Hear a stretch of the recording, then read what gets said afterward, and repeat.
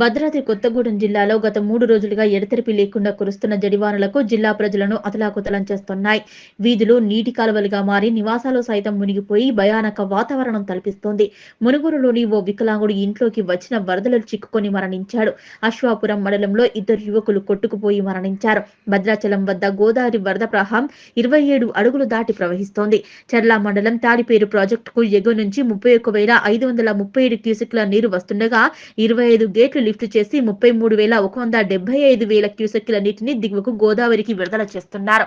పాల్వంచ మండలం కిన్నెరసాని ప్రాజెక్టుకు ఎగువ నుంచి 10,000 క్యూసెక్కుల నీరు వస్తుండగా 5 గేట్లు ఎత్తి 5,000 క్యూసెక్కుల నీటిని దిగువ గోదావరికి విడుదల చేస్తున్నారు. జిల్లాలో ఉన్న వరద బీభత్సానికి జిల్లా ప్రజలను ఎప్పటికప్పుడు అప్రమత్తం చేస్తూ అధికార యంత్రాంగాన్ని ఆయా ప్రాంతాలకు పంపించి ఏ విధమైన ప్రాణ నష్టం జరగకుండా చూడాలని జిల్లా కలెక్టర్ జితేష్ వి పాటిల్, జిల్లా ఎస్పీ రోహిత్ రాజ్ అధికారులను ఆదేశించి ముంపు ప్రాంతాల్లో పర్యటించారు. సో అట్లానే పాల్వంచ ప్రాంతంలో కూడా ఎనంబైలు వెదర్ స్టేషన్ ఏదైతే ఉందో అక్కడ కూడా 100 mm కంటే ఎక్కువ వర్షం పడుతుంది. సో నిన్న సాయంత్రం నుంచి అందరికీ మేము రిక్వెస్ట్ చేస్తున్నాం దట్ దయచేసి అనవసరంగా ఇక్కడ బయట పోవద్దు. తర్వాత అధికారులు కూడా అప్రమత్తంగా ఉన్నారు. మన local police and revenue team, అదేవిధంగా గ్రామ పంచాయతీ అండ్ మున్సిపాలిటీ రాత్రి 3 గంటల నుంచి యాక్టివ్గా పనిచేస్తున్నారు టీంలో. సో ప్రెగ్నెంట్ మహిళలు ఎవరైతే ఉన్నారో వాళ్ళకి సేఫ్గా అక్కడి నుంచి తరలించడం జరిగింది. ఇప్పుడు ఒక 130 పిల్లలు అక్కడ ఆశ్రమ్ స్కూల్లో, రెసిడెన్షియల్ స్కూల్లో ఉన్నారు. వాళ్ళకి బ్రేక్ఫాస్ట్ అరేంజ్మెంట్ చేయడం జరుగుతుంది. తర్వాత ఎక్కడైనా ఇంట్లో బియ్యం తడిసిపోయింది లేదా వాళ్ళు వంట చేసే అది పరిస్థితుల్లో లేరు, వాళ్ళ కోసం ఫుడ్ అరేంజ్మెంట్ మనం ప్రొవైడ్ చేస్తున్నాం. సో ఇట్లాంటివి సంఘటనలు మనం కేరళ కూడా, వాయనాడ్ కూడా చూసి ఉన్నారు.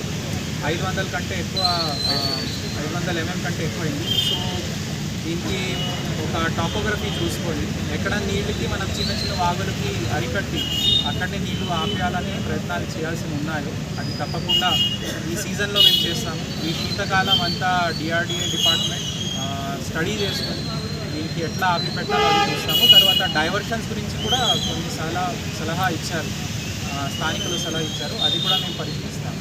సో జనాలకి నా ఒకటే విజ్ఞప్తి ఉంది దట్ ఇప్పుడు నెక్స్ట్ వరద వచ్చి అది తగ్గిపోయిన తర్వాత మళ్ళీ రోగాలు వచ్చే అవకాశం ఉంటుంది. కాబట్టి గ్రామ panchayat, municipality bleaching powder, lime powder వాళ్ళకి లెక్క పెట్టేసి అందరికీ క్వాంటిటీ చెప్పడం జరిగింది.